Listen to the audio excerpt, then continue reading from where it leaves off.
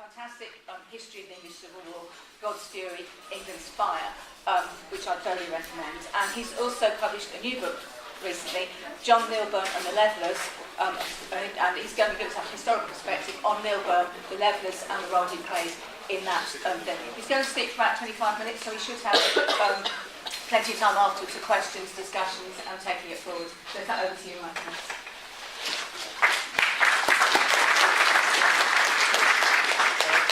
Thanks very much, and thanks for that very nice introduction. And above all, thanks very much for inviting me here. I talk about the English Civil War all the time, I talk about the English Revolution all the time, but rarely in such a charged atmosphere. And it's a nice way to start my paper, because I was interested in John Lilburne because of his ideas. And today it's really reinforced to me, in a way I stay too close to this material often to see, quite how important those ideas are of religious toleration, of popular sovereignty and so forth, how much we owe to this period for the courage in articulating those ideas, and how they still have a power to inspire, to sustain, and to create solidarity. So I'm very grateful for this opportunity, because it's reconnected me, in a way, with what first drew me to the subject. And in a professional life, we can often forget that kind of thing. So ideas are powerful, and the thing I was trying to talk about in the book is, where do transformative ideas come from? Lilburne and the Levellers argued that the power of government derived from the people, and if the government was acting against the fundamental interests of the people could withdraw their consent. They could recall the authority of a government and have a new one instead. Popular sovereignty. It's such a conventional idea to us now. It's hard to capture quite how revolutionary an idea that is in a society where it's more commonly assumed that power derives from God and is given to a king who takes care of his people but is not at all answerable to his people. It's a fundamental reorientation of where power comes from, which is now entirely taken for granted, but which in 1640, let's say, would have been completely outlandish. And that's the puzzle that I was trying to get at through my study of John Lilburne. Where does such an idea come from? It's the political equivalent, I say, in teaching, of gravity. Can't imagine a world where we don't have an idea of gravity, and yet most of the human past we've lived without an idea of gravity. Popular sovereignty, I think, has the same quality in politics. We think of this as the property of the left, but in fact the idea of popular sovereignty is hegemonic. It's not a party position. Everyone accepts this principle now, in the same way that anyone trying to understand how the world turns accepts the idea of gravity. So that's the puzzle that's at the heart of the book. Where did Lilburne's ideas come from? Well, first, and I have to get this out of the way, is partly from his bloody mindedness. So firstly, to talk about his character. John Lilburne was first arrested in 1637, December 1637, when he was 22 years of age. He died 20 years later. So let's say he had 20 years of adult life. On my calculation, he spent 12 and a half of those years in prison or in exile. He also spent 18 months in the army. He fought at Edgehill and at Marston Moor, and he was shot through the arm taking Wortley Castle in Yorkshire. He also nearly lost an eye in a pike accident in Drill. It was a heroic, brave life in which he was sustained by a sense of struggle for important ideas. And he modelled this suffering as martyrdom. But he wasn't a martyr for a particular religious view. He came to think that he was a martyr for the rights of the Englishman. The key creative move he made was from a position, a world in which there were many martyrs, of course. There were Christian martyrs, Lutheran martyrs, Calvinist martyrs. The community he was a martyr for, the community his martyrdom created, the solidarity his martyrdom created, was those who enjoyed the rights of an Englishman. I'm afraid he did probably mean Englishman, and not English person. We can come back to that. But his language, anyway, was the rights of a freeborn Englishman. And the community he summoned through his suffering was the people who were made free by their rights under the law as English people. Now, you don't have that kind of life without being a special kind of person. And there's a negative view of Lilburne, that he's not simply a heroic person who withstands suffering. He was actually someone who brought it upon himself. One, actually, of the elegiac literature, Lilburne attracted a certain amount of posthumous comment himself. An influential, hostile account of him was titled The Self-Afflictor. Someone who brought all this on himself, who sought out trouble. He wasn't a champion for our rights and liberties, he was just a pain in the backside. And in fact, he was tried for treason, he was tried for his life 3 times. And on at least one of those occasions, the question for the jury was exactly this: is he a martyr for your rights, or is he simply a troublemaker, and wouldn't we be better off with him dead? On 2 occasions, juries took his side. He took a principled, brave stand, denouncing governments and putting his life literally on the line in defence of his reading of the political significance of what was going on. And twice, juries took his side. But that martyrdom was the political terrain of battle. Is this man, who is tried for treason by Charles I, by the Republic, and then by the Cromwellian Protectorate, is that really someone who you'd want to have round for dinner? That's the question that the juries were asked. Another key part of his character was obviously enormous strength of purpose. And again, that comes partly from his political convictions, but I think there's also a biographical element to it. Lilburne was from the northeast. He was the second son of a relatively minor gentleman. That gentleman had been involved in a land dispute for 5 generations. In the course of that dispute, his house had been burnt down and many important documents had been destroyed. And so the legal dispute was essentially not possible to settle by common law means. And Lilburne's father was the last man alive, the last man in history to demand the settlement of a property dispute by trial by combat. He recognised that that right still existed. He got a champion. He took him to Durham Assizes. Mungo came along. They had rules of engagement, and the judges had to twice find reasons not to allow this to go forward, and it went to the Privy Council, to Charles I, who said, I know it's the law, but we can't have this going on in a civilised country. We're not going to allow this.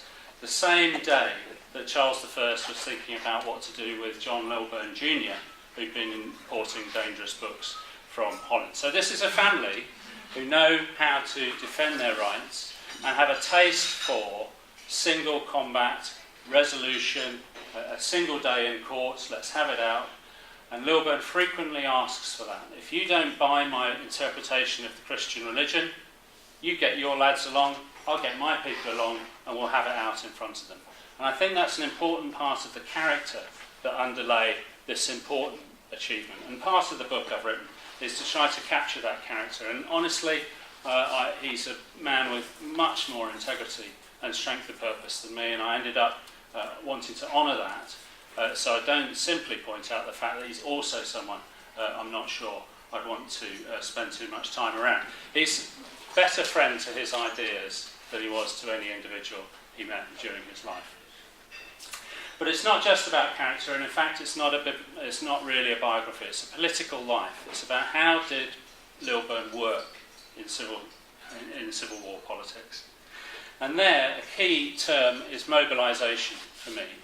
And this is where my work comes quite close to John Rees's work on the level of movement as a whole, seeing this not so much as a party with a coherent ideology, but as a mobilisation for a particular political purpose that brought people of a variety of backgrounds together. And John talks about concentric rings of people connected to this central mobilisation. And this, I think, is where some of the resonance of this experience for today comes from, is the possibility of mobilising around a particular cause without necessarily ideological coherence or party discipline. So in the academic debate, in the academic literature, there's a debate about whether radicalism caused the war. Was it radical ideas that made Parliament fight the king? Or was that a product of kind of events and stuff, and was radicalism a product of the war rather than a cause of the war? And of course, it's probably a bit of both. But much of that analysis is around a notion of allegiance. You are a parliamentarian, and what causes you to be a parliamentarian is the analysis. But if you take this mobilisation view, you can see a much more mobile and fluid politics during the 1640s. Of people supporting one position, then supporting another, and then supporting another. And I've been attracted by that idea of mobilisation in understanding where Lilburne's ideas came from. They came from successive mobilisations for particular purposes in which he clarified his ideas, in which he responded creatively to debate at each moment to come up with a distinctive and original position, which then garnered support among wider publics. So for me, there's a kind of reciprocal process in which the events cause people to think, and the most original thinkers are the ones who move the debate on most. So I've tended to favour in this discussion the idea of creativity rather than radicalism, because there are people who are creatively Anglican, there are people who are creatively royalist, and it's in response to those creative Anglican positions that creative separatists are acting. So it's more an issue about creativity on all sides, sustaining an argument out of which come these startling ideas of religious toleration and popular sovereignty. Now, a second element of this in the English Civil War is that creativity and that questing for new ways out of this is fueled by anxiety and trauma.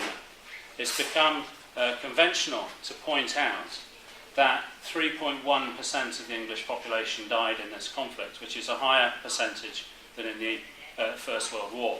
And the mortality rate in Ireland was spectacularly worse than that, and in Scotland it was between the two.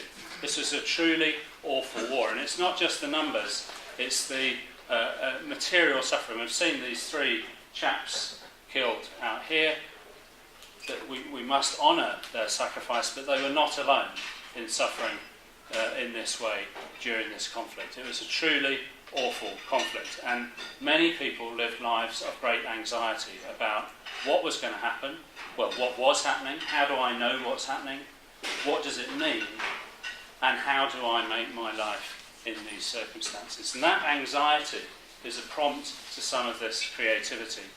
And in Lilburne's case, it's the prompt to the fundamental move he made round about 1645. He joined up in 1642 to fight for the Parliament against the Crown.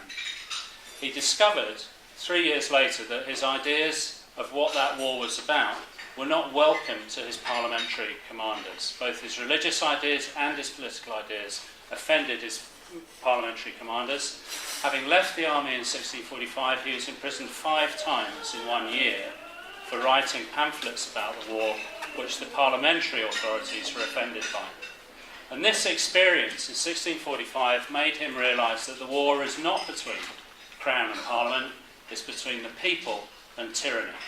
And any government is capable of tyranny, and the people need a defence against tyranny. And that's how he arrived at his fundamental breakthrough, which is the only way of securing the people from tyranny is giving ultimate political power to the people so that they can withdraw it from tyrants. So that's the story that I've been interested in.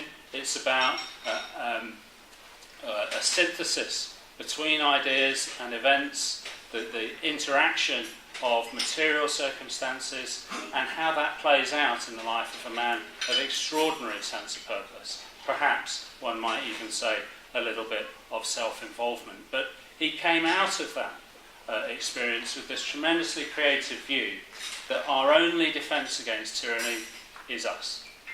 And it's we who have to act to defend ourselves from tyranny. Now that took him into the Leveller movement in 1647 and 1648. At that point, Parliament had won the war, and there was a question of what kind of peace would suffice. How can we establish peace in this country? A very productive debate about that. Charles's position, naturally enough, was put me in charge. Parliament's position was highly contested. The Levellers cut through much of that debate by saying the only stable peace, the only lasting peace, will be a just peace. And what constitutes justice for the sufferings we've just undergone?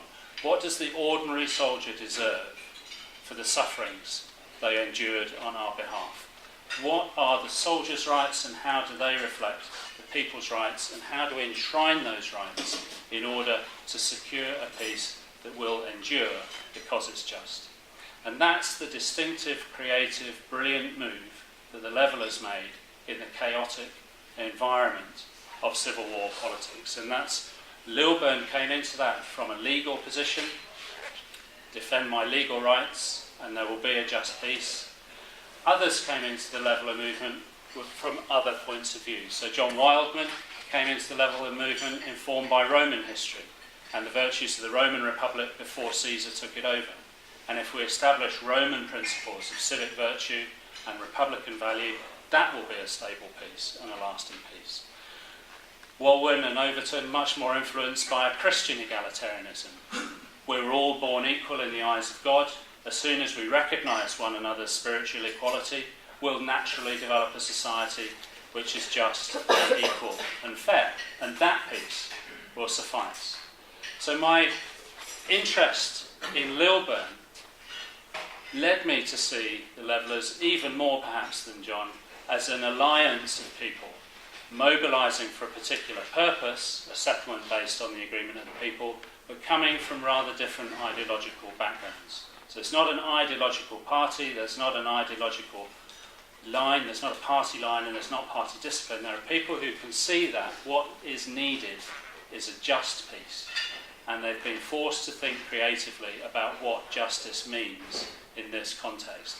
And the key thing we've discovered each year in this place is that the ideas they came up with can retain the power to inspire us in that quest over the subsequent 300 years. Now, I just wanted to say one more thing. So I've spoken about Lilburne's character as an explanation for the origin of his ideas, the strength of purpose that allowed him to sustain himself in these battles with authority. The context of mobilisation, rapidly shifting arguments, the need to come up with an answer to very pressing questions in chaotic political argument. What that tells us about the Leveller movement as a moment, really, mobilising for a particular peace from a variety of ideological backgrounds. And the last thing I want to talk about is the legacy of Lilburne after his death.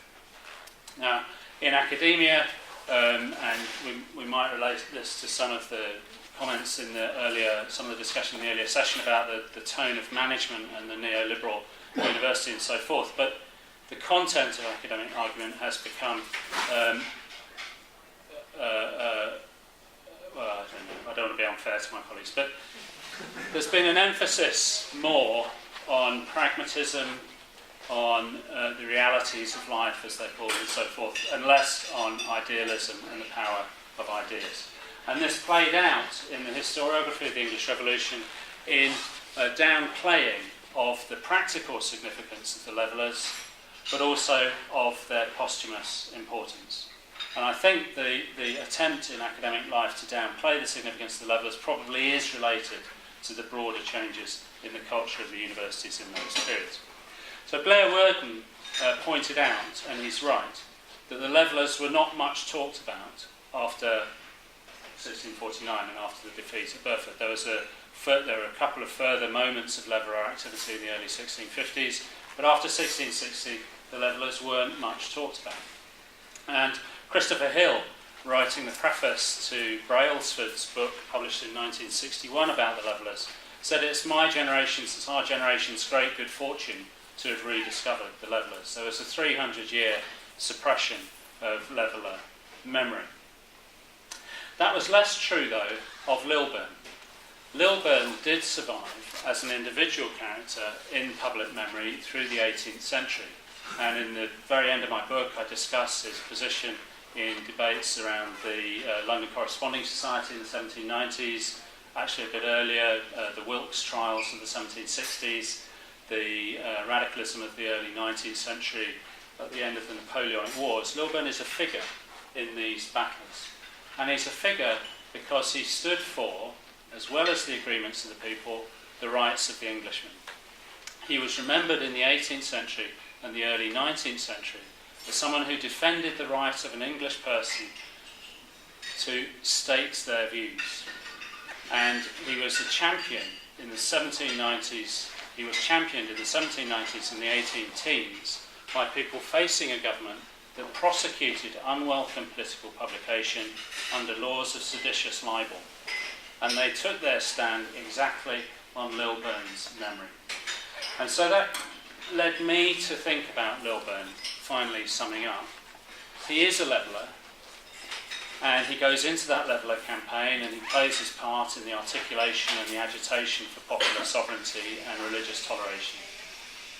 But more than that, from beginning to end of his 20-year career, he's sharpening a view of rights and what it is that allows you to lead a life independent of unjust, tyrannical interference.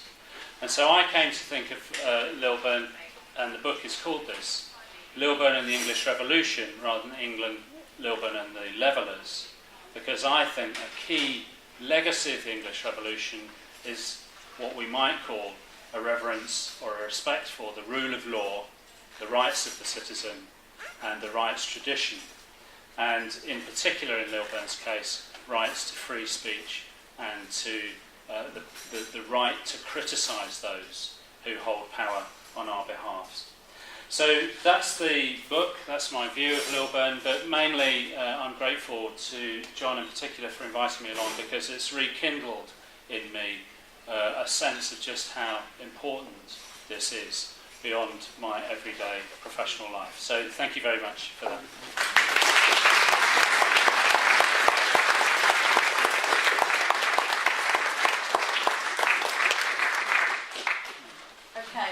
We've now got plenty of time to ask questions, make comments, add to that. I need somebody to volunteer to take the mic round. Yeah. So, you really like to start? Yeah, over there. Hi, thank you very much, Professor. I just wanted you to reflect on the idea which you promulgated at the start of that very interesting lecture, that Lilburne supported the notion of popular sovereignty. And I want you just to think around for me whether Lilburne and some of you mentioned the divisions in the ideological makeup of the Levellers. I'm just wondering, how far do you think Lilburne and the Leveller movement can be interpreted as popular sovereigntists, or whether the notion of sovereignty deriving from God was also a big factor in their kind of political makeup. I'm thinking also in particular of the notions as to how far you would interpret the Levellers as being Republicans, or how far do you think they would have considered accepting Prince Charles, or accepting a monarchical regime for this country? Thank you. So I should take several contributions first and get you to come back. Assuming there is, I'm sure somebody else wants to speak, ask a question. Or answer that question. Okay, well, I'll let you come back. Well, there are several really interesting issues there. So on the place of God in all this, the religious toleration argument, Lilburne didn't make so much, but from what he did say, I think he broadly agrees with what you might call a leveller position, that we all have a conscience, but it's not ours, it's God's. And what we feel in our conscience is what God tells us to. So it's not exactly freedom of thought and an individualistic view. It's a view that we should be able to submit to God's will for us. And that was famously used to argue that the Leflers weren't in fact Democrats, because they wanted to be free of human. So in a way that's a very radical idea, because it means a bishop can't tell you anything. If a bishop is interfering, it's getting between you and your conscience. The bishop is getting between you and God. So this is in one way a very radical view, but on another reading it's a conservative view, because it still sees power coming from a divine plan rather than from the will of individuals thinking critically and rationally on their own account. So it's the conscience that has to be set free, not our reason. It's not a individualism based on reason. It's based on submission to God. So I think there's I think there is something there, but in Lilburne's case, and it's true in Walwyn and Overton in the more sort of directly religiously inspired stuff, that's what they say. But in Lilburne, I think he's much more motivated really by the rights he has in which he's defending. Magna Carta. He read Cook's Institutes that gradually translated into English. This is our law.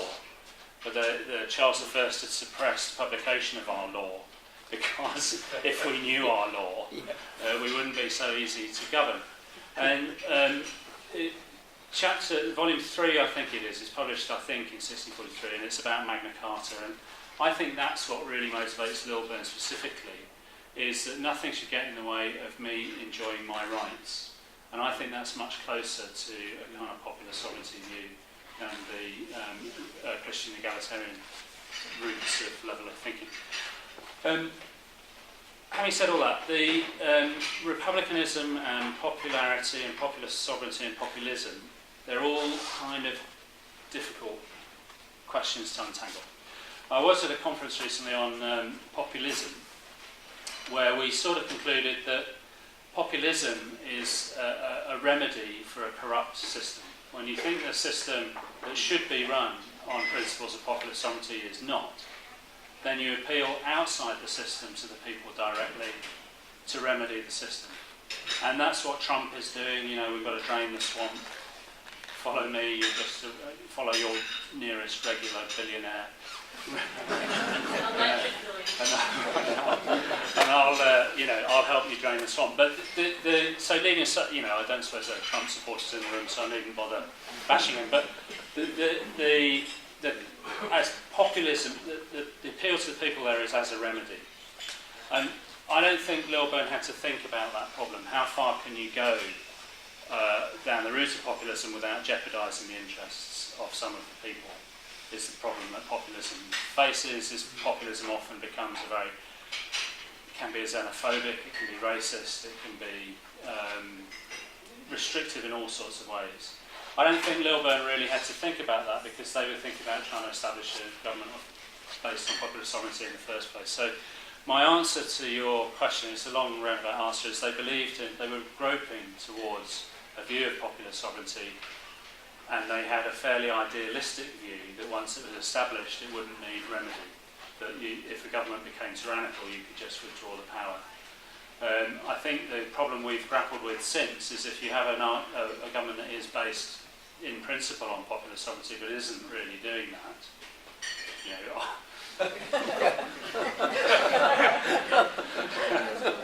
just suppose. What is the remedy you apply? And that's where I think our queasiness about populism is around there. Because really we can't, if in a popular sovereignty context, you can't say we want God to come down purified all again. It's got to be the people who do it. But how do you set limits on that kind of populist action? So that, I don't know if that's... Okay, I'll take, right, I've got at least one hand up now, and then second one, so I'll take the next two. Yeah, so over there. Yeah. I was going to say that basically the fifth monarchist did actually think that God was going to come down and sort it all out. Yeah.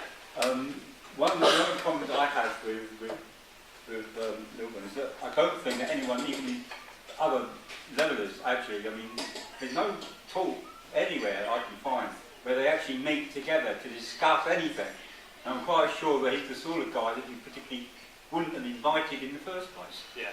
I mean, because maybe his main situation where in the 1640s and the 1650s and up until the Fifth Monarchy revolted in 1660, when we were in the midst of a war. There had been a war. I mean, these people were fighting. Now, we're not actually in that situation. I mean, and to that effect, that it informs their position. Yeah. I mean, would you like to comment on that? Because, I mean, unless we've actually been startled with it, it's actually true that they were right. I mean, I have no particular objection to it as a position. It's just that it might not be practicable in the circumstances. Yeah. Okay, I've got a couple of other people hands up, so over there, yeah. In the red t-shirt, yeah. So, and then at the back. Given what might be happening to the legal rights of Julian Assange at the moment, I wonder whether there are any parallels, and also whether the ruling class might have learned from John Milburn's experience insofar as he kind of exploited his ability to have a popular platform, didn't he, which they can't maybe have, they might deprive people of that as a result of that. Okay. And somebody at the back, somebody at the back on my left, yeah. Yeah, well, I don't need a microphone. Okay, fair enough. Yeah, well, I'm just interested on your kind of take on the link between the levellers, the diggers and the ranters, specifically, because you'll hear in a minute performance by my band. We're more connected to the diggers and the ranters, because they were actually, if you like, out there doing stuff. You know, they were the direct action merchants rather than the theorists. And I'd like you to, if you like, just to give your opinion on the historical link between, you know, I know I've got my own views, but I'd just like to hear yours. Okay, and John, raise the front. So, yeah. Well, just one thought about that. I mean, the diggers and the ranters didn't appear until the revolution was done. So they didn't have their hand in creating it, whereas the levellers did. And just one thought about the levellers meeting. I mean, they definitely did. I mean, there's Lilburne's account of when he was arrested. He's standing there with Overton, who's also been arrested, and then they bring Warwick up, and Warwick's account of how he met Lilburne outside the Commons leafleting and... Sorry? Afterwards. After, yeah, it was not particularly... They didn't actually seem to have met before. They were all pulled together by the state. Okay. But also they were together in printing collectives, Lilburne and Lana, and Lilburne and Overton and so forth. But anyway, that isn't what I wanted to say. What I wanted to ask Mike, because I thought that was a great talk, and if you don't mind, it'd be great to publish it as well. But it's this really about the sort of origin of the leveller ideas, because you know successive revolutions have been able to look back. The Russians could look back to the French and to the American and to the English. But the English Revolution couldn't look back to any previous comparable revolutionary experience. And so I always think the intellectual sources that they had, Coke, Magna Carta, the Bible, Parliament's own declarations, they're pretty thin as far as, you know, what went in compared to what came out of that sort of experience. And I sometimes think that what's missing in some discussions, especially some academic discussions, because I think that academics are, you know, I suppose it's true of any discipline or any profession. You know, electricians are interested in wiring, plumbers are interested in pipes, and academics are interested in ideas. It's kind of what they do. But perhaps what they miss is that you can have an idea arising, not necessarily from other ideas, but because you're confronted with utterly new circumstances. And so there is always a tradition, of course. People do always relate their ideas to other ideas in the past. But they're always, and especially with the English Revolution, in collision with utterly novel circumstances. And it's that collision which produces a novel set of ideas. I've got one question myself actually, and then I'll get you to answer and see if John Lilburne. I was just wondering about what would you say, how would you compare Lilburne's ideas on freedom and freedom of ideas in the press with those of John Milton, who famously, of course, wrote Arabagizzica and the defence of the free press, yet actually ends up on Cromwell's government and so on. So I wondered, did they ever meet? What would their basic principles be, and how much would they actually coincide or not? So I'll get you to respond to those points. Okay. Yeah. So I think I'll take the digger and the fifth monarchist question together. It's those people felt that this was a revolutionary situation because the world was about to end and the millennium was about to arrive, and the new order would be given by God.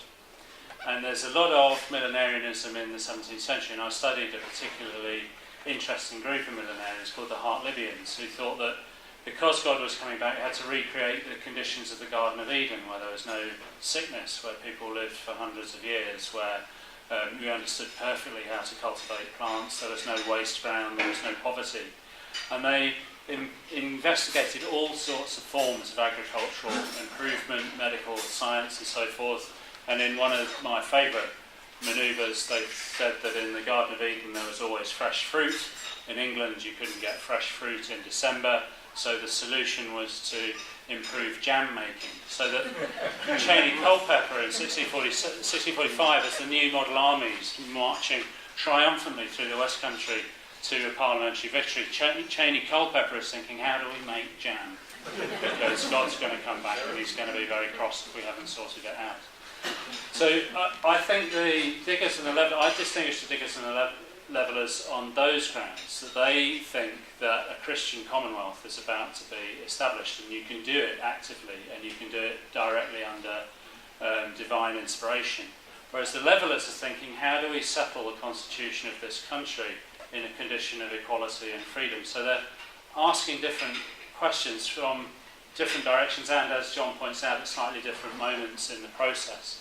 So, the literature, the diggers end up saying stuff that sounds much more bracingly radical and egalitarian than the levelers. It's much more obviously about redistribution of wealth and material equality than the levelers are. And in fact, Lilburne, I think, is not really in favour of material redistribution at all. So, retrospectively, the diggers look like the true radicals, and at the time they're referred to as the true levelers. But I think part of the contrast is the difference in context, that actually the leveller movement is not a millenarian movement, it's a movement to settle the constitution tomorrow. And that automatically makes it look more sort of compromising and legalistic and constitutional. I think there are millenarians in the leveller movement, and that once the leveller movement is over, people move on in other directions and into fifth monarchy and other forms of restoration radicalism. So that's how I draw that set of distinctions. The question was Assange, yeah. So, in a pathetic academic way, I was delighted to see that Pamela Anderson had heard of John Lilburne. Perhaps she's heard of me. She visited Assange in prison this week, didn't she? And she came out comparing Assange to Lilburne, directly to Lilburne, and Lilburne's resistance to Cromwellian authority. And that made me wonder. It's the second time actually about the way Lilburne's appropriated. I say, very grandly, Lilburne's ideas belong to all of us, they're not partisan, but I'm always alarmed then when people on the right use them. So Kwasi Kwarteng says that Farage is the inheritor of Lilburne. And Assange isn't quite as arresting as that, but I do think there's a difference, because Assange is really not standing up for his right to speak his mind. He's standing up for the right to leak government secrets. And that I'm not sure you can say that with confidence that Lilburne was against government secrets. So just on a sort of strictly technical issue, I'd get him off in court, I think, by saying that Lilburne was defending his right to speak, and he'd defend Assange right to defend Assange's views. But he might not defend Assange's right to leak stuff taken from Hillary Clinton's server. That's a separate kind of issue. And I'll leave I don't suppose anyone wants me to talk about Farage, do they? And did the ruling class deny a platform? Absolutely. One of the things that facilitated Lilburne's career, as John has said, was print. By accident, censorship stopped in 1641. During the 1630s, the London presses had produced about 200 or 300 titles a year, most of them great big folio volumes of theological speculation. In 1641, 2,000 titles published in London, short pamphlets saying this is what's going on, this is what, and it's a complete revolution in how print was used. And it enabled Lilburne. He never had a landed estate, he never had a trade, and he never had a government office, but he stayed in the public eye for 20 years by mastering print. And he made his solidarities through print. He understood this new technology immediately and its potential. His first arrest was for importing dangerous books. So, I've lost track of the government then was equally quick to realise this, and the earliest attempts to put the lid back on print were 1643 by the parliamentary authorities. And Lilburne, as I said, got into trouble with the parliamentary authorities for what he printed in 1645. And it's the parliamentary authorities' view of print that led him to see the potential for tyranny in parliamentary regimes. So it's absolutely true that the government immediately tried to deny the platform that was enabling people like Lilburne, and there were many others, to have a public voice that they couldn't have had before print.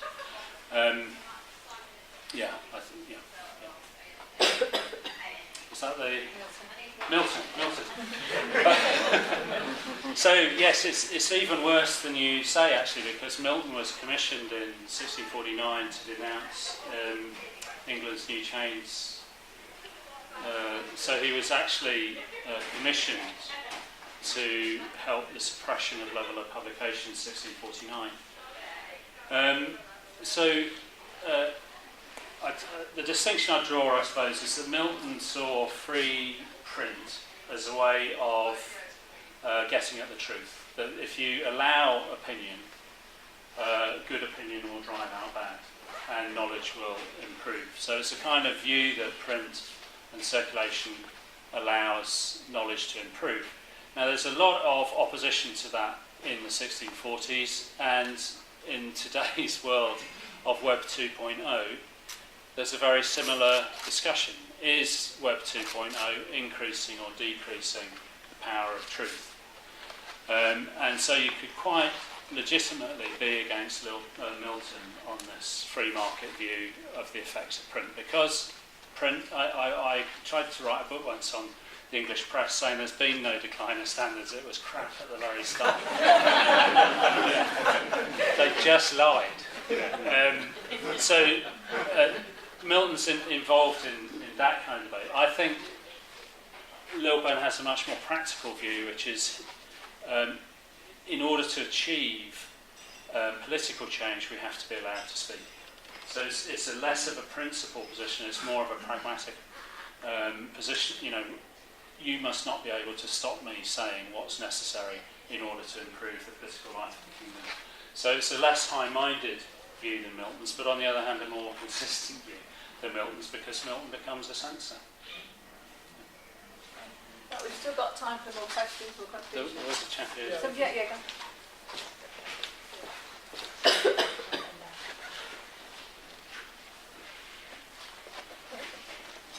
In the previous century, there have been some quite widespread rebellions, haven't there? That aren't sort of quite widely reported. Do you think there's any connection between, say, John Kett and the Norwich rebellions and these ideas for the Netherlands? And there's somebody over there.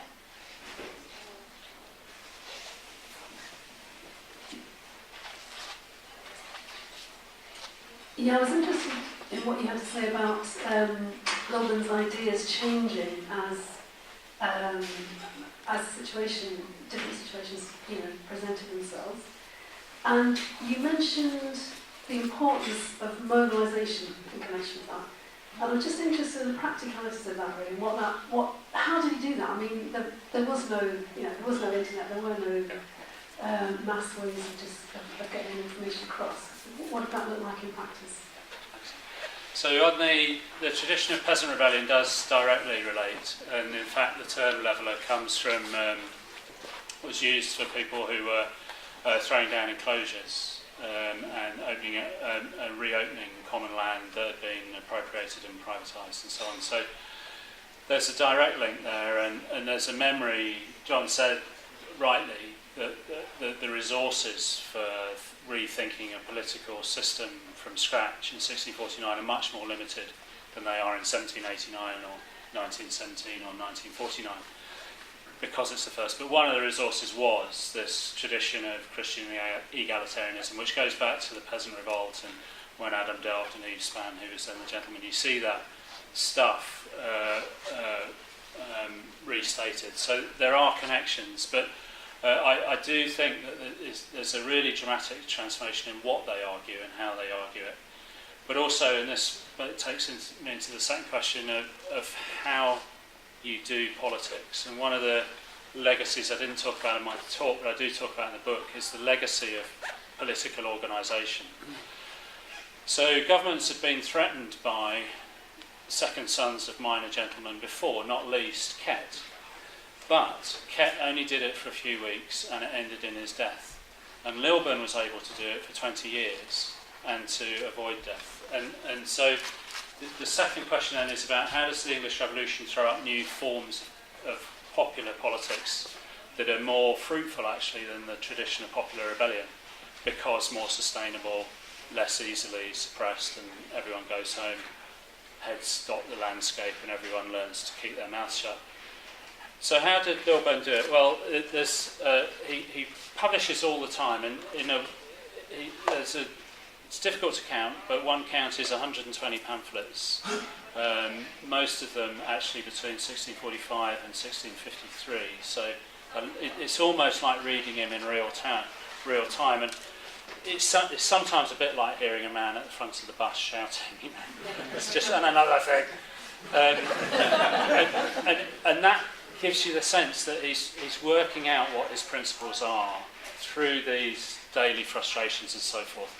But he's a genius at broadcasting them through print, but picking the fight. So in 1646 he was he'd fallen out with his immediate army commander in the Eastern Association Army, Colonel King.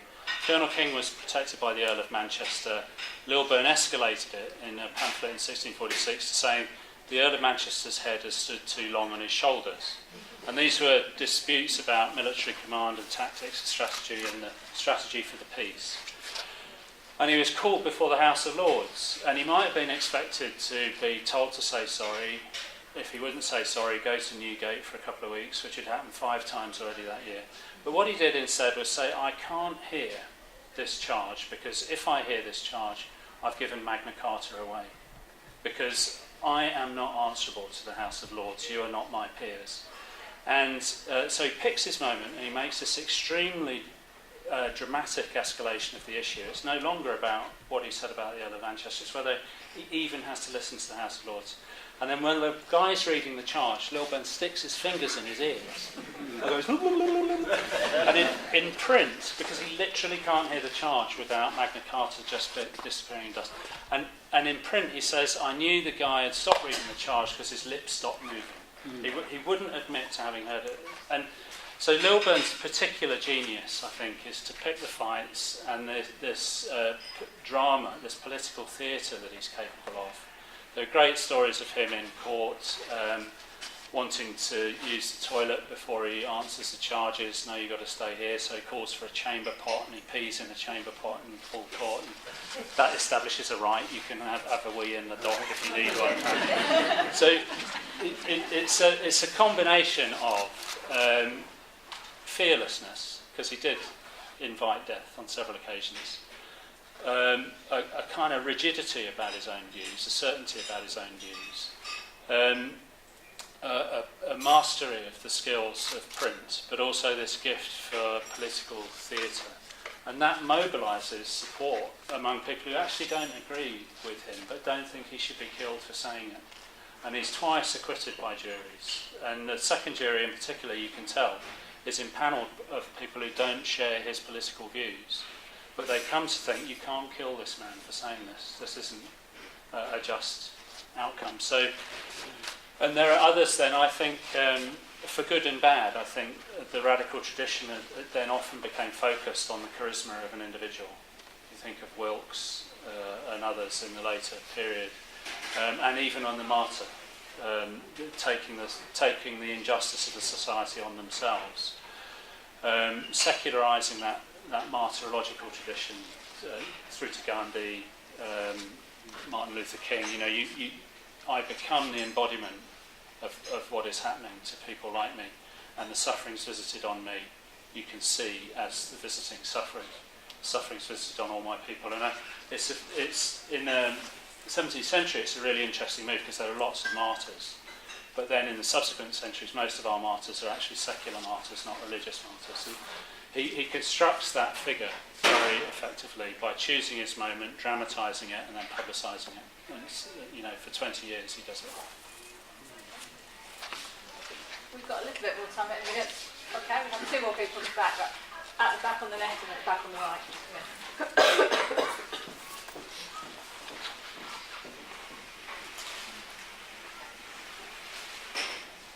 Thank you. Can I just... I always find the English Civil War a misnomer because it actually took place in both Scotland and Ireland. Yeah. So that begs the question, how much traction did Lilburne have outside what I would say was the metropolitan area of London? Somebody on the right there? Yeah, there. Yeah, I was interested in your last comments about sort of the effects of Lilburne on later generations. I'm thinking of that other great pamphleteer, 150 years later, Thomas Paine. And once again, it seems to be this quite a number of similarities between the two characters in the sense they were able to articulate ideas and then persuade others of the efficiency of their ideas. It seems they were kind of facilitators in some way. For the Americans, it was, we want to overthrow the British, but maybe what kind of government do we have? So Paine articulates this idea of republicanism and how you can set up a society which the individual or the population is sovereign. Do you have any thoughts of the similarities or the distinctions between Lilburne and Thomas Paine? Okay. I'll take the easy question and then hope we run out of time. I think you can see the impact of leveller ideas in provincial England, and the army is a key means by which leveller ideas are spread around provincial England. And John's written about army commander in Poole in Dorset, who's connected with leveller circles, but is in what counts as the provinces, I'm sure. So print and the movement of the army takes these arguments around England, and you can find levellers outside London for sure. The army mutinies actually are largely in provincial England, in the sort of semi-West Country and in the Midlands. So I think that's easy to establish that the ideas were available, and that some people took them up around England. Ireland and Scotland, I think it's more difficult, and here is a little bit of academic jiggery-pokery is going to go on, I'm afraid. A term used in the academic literature now is the crisis of three kingdoms, because it was a rebellion in Scotland and a rising in Ireland that caused the dissolution of the English government. And then when the English government was sufficiently stable, it expressed its power by conquest of Ireland, establishment of the Protestant supremacy, and subjugation of Scotland, because the only way to defend the English settlement was by quelling the risings in the other two kingdoms. So there's the high politics of the story are often told as the interaction of these three kingdoms. Now my take on that is that the English Revolution is one event within a crisis of the three kingdoms, and that Scotland and Ireland have other events. in that crisis. So Scotland has a thing called the Covenanting Revolution, where the Presbyterians take over and all pleasure is abolished for as long as possible. And in Ireland, there's a Catholic confederacy, which is also, on some accounts, a non-confessional Irish confederacy, intended to establish the first all-Ireland government. Now, what that says, I think, is that in each of these three kingdoms, the original argument is different, and the outcome is therefore different. Although the three wars connect, the war in England was about Crown and Parliament, but that wasn't what the war in Scotland and Ireland had been about. And so the outcomes in Scotland and Ireland are different. And therefore, the relevance of the levellers to those conflicts is lower. So I think it's harder to talk about a leveller influence, particularly in the Scottish settlement. People have drawn a link between popular parliamentarianism in England and the way that the Irish Confederates organised, as if they're learning the techniques and mobilisation from England in organising this Irish Confederacy. But I think the direct influence of leveller ideas in Ireland is quite limited, partly because it's fundamentally a Catholic. It's an attempt to establish a Catholic society free of Protestant interference, rather than the sort of society that the levellers are establishing. On pain, I'm afraid I really don't know enough about pain to say very much useful. On the sort of radical tradition, I think if you've read as much Lilburne as me, you see it everywhere. And academics can fall prey to that you see the influence of the thing you know a lot about.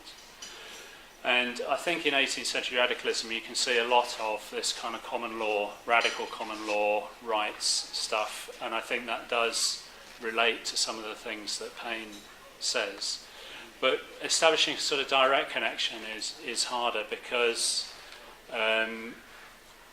as happens in these kinds of contexts, you hear someone talk about something and you go and talk to someone else and it's out in the ether, but it's not that you're parroting or someone's line, it's just that they've prompted you to talk in a similar way. And so I think that I want Lilburne to be important because I want everyone to have to buy and read my book, but kind of integrity makes me say that I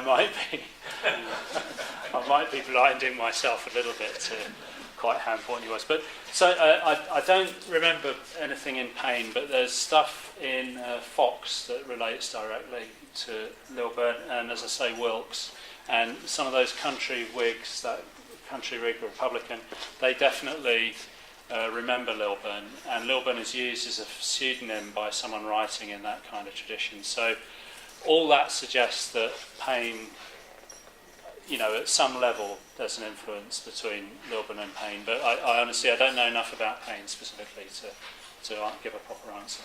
So. Okay, I think we've probably come to the end of that, so thanks very much to Mike for that talk and the questions.